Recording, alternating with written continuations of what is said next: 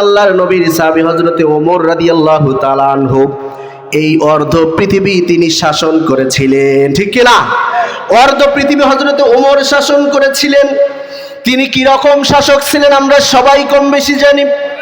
এই অর্ধ পৃথিবীর শাসক হযরতে ওমর রাদিয়াল্লাহু তাআলা আনহু যখন শাসক ছিলেন, গভীর রাতে মরুভূমি দিয়ে তিনি যখন যাচ্ছিলেন, তিনি খোঁজ খবর নিতেছিলেন।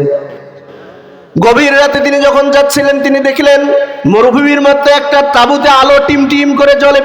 তিনি ওই ঘরের কাছে গিয়ে দেখলেন একজন মহিলা তার কয়েকজন সন্তানকে নিয়ে বসে আছে, সন্তানরা কাঁদতেছে, আর ওই মহিলা পাতিলের মধ্যে কিছু একটা দিয়ে রান্না করতেছে, জাল দিচ্ছে। আমিরুল মুমিনিন কাছে গিয়ে মহিলাকে বললেন, ও মহিলা, তুমি এখানে কি করো? বলল, আমার সন্তানেরা কয়েকদিন থেকে না খাওয়া, আমার সন্তানদেরকে সান্ত্বনা দেওয়ার জন্য আমি পানি এবং পাথর দিয়ে এই হাঁড়িতে পাতিলের মধ্যে জাল দিচ্ছি, যেন আমার সন্তানেরা সান্ত্বনা পায়। হযরত ওমর ওই মহিলাকে বললেন, ও মা, তুমি একটু অপেক্ষা করো, দেখি তোমার জন্য আমি কিছু করতে পারি কিনা। হযরত ওমর রাদিয়াল্লাহু তাআলা আনহু সঙ্গে সঙ্গে বাড়ি চলে গেলেন। বাইতুল মালের গোডাউন খোলার কথা বললেন হযরতে আসলামকে। হযরতে আসলাম বাইতুল মালের গোডাউন খুললেন। হযরতে আসলামকে বললেন, ও আসলাম, আটার বস্তা নাও, এই আটার বস্তাটা নিয়ে আমার মাথার উপরে তুমি তুলে দাও। হযরতে আসলাম বললেন, আমিরুল মুমিনিন, আপনার খাদেম হওয়ার জন্য এই আটার বস্তা বহন করার জন্য তো আমি আসলাম আছি, আমার পিঠের উপরে দেন। হযরতে আসলামকে বললেন, ও আসলাম, যে দৃশ্য আমি দেখে এসেছি, যার কারণে কিয়ামতের দিন আমাকে জবাবদিহি করতে হবে, আপনাকে করতে হবে না।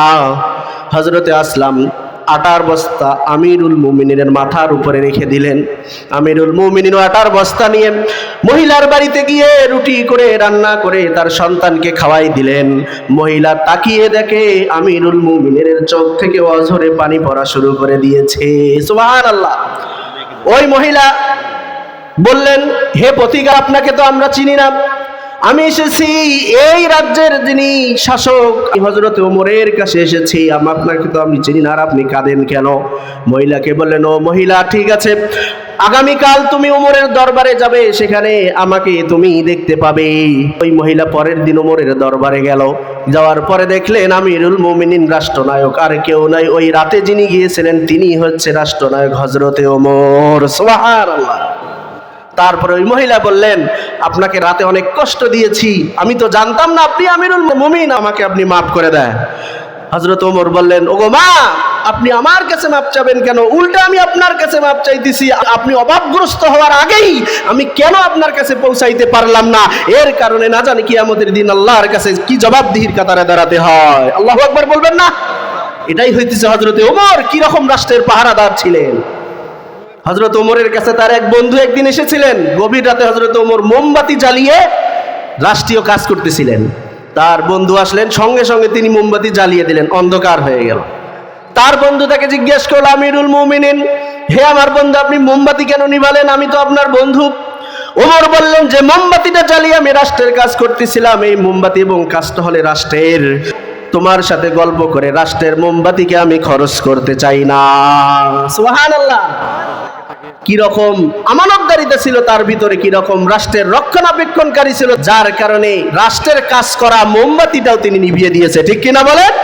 সম্মানিত প্রিয় ভাইরা আমার, কোরআনের আইন যদি এই দেশে বাস্তবায়ন করতে চান, শান্তি যদি আমরা প্রতিষ্ঠা করতে চাই, তাহলে ওমরের মতো যারা ভূমিকা পালন করবে এই রাষ্ট্র কায়েমের জন্য, তাদেরকেই আমাদেরকে নির্বাচন করে রাষ্ট্রে পাঠাতে হবে। জোরে বলেন ঠিক কিনা? আর যারা চাঁদাবাজি করবে, আর যারা লুণ্ঠন করবে, আর যারা অন্যায় অত্যাচার করবে, পাথর মেরে মানুষকে দুনিয়া থেকে বিদায় করে দিবে, আর যারা উসমান হাদিকে দুনিয়া থেকে গুলি করে বিদায় করে দেবে, এদের মতো মানুষকে আমরা ক্ষমতায় দেখতে চাই না। জোরে বলেন ঠিক কিনা? আরো জোরে বলেন ঠিক কিনা? তাদেরকে আমরা রাষ্ট্রের মধ্যে চাবো, যারা ওমরের মতো, উসমানের মতো, আবু বকরের মতো, আলীর মতো, সাহাবায়ে কেরাম রিদওয়ানুল্লাহি তাআলা আলাইহিম আজমাইনদের মতো যারা রাষ্ট্র কায়েম করতে পারবে, তাদেরকে আমরা এই বাংলার জমিনে রাষ্ট্র ক্ষমতায় চাই। জোরে বলেন ঠিক কিনা? আরো জোরে বলেন ঠিক কিনা? আল্লাহ রাব্বুল আলামিন যেন আমাদেরকে এই দৃশ্য দেখে যেন আল্লাহ আমাদেরকে যেন মরণ দেয়, দৃশ্য যেন আমরা দেখে যেতে পারি, যেন বাংলাদেশের আকাশে কালেমার পতাকা পথ করে ওঠে, এই দৃশ্য যেন আমরা দেখে যেতে পারি। এই তৌফিক আল্লাহ রাব্বুল আলামিন আমাদেরকে দান করুক। জোরে বলেন আল্লাহুম্মা আমিন। আর জোরে বলেন আল্লাহুম্মা আমিন। ওয়া আখির দাওয়ানা আলহামদুলিল্লাহি রাব্বিল আলামিন। আসসালামু আলাইকুম ওয়া রাহমাতুল্লাহি তাআলা ওয়া বারাকাতুহু।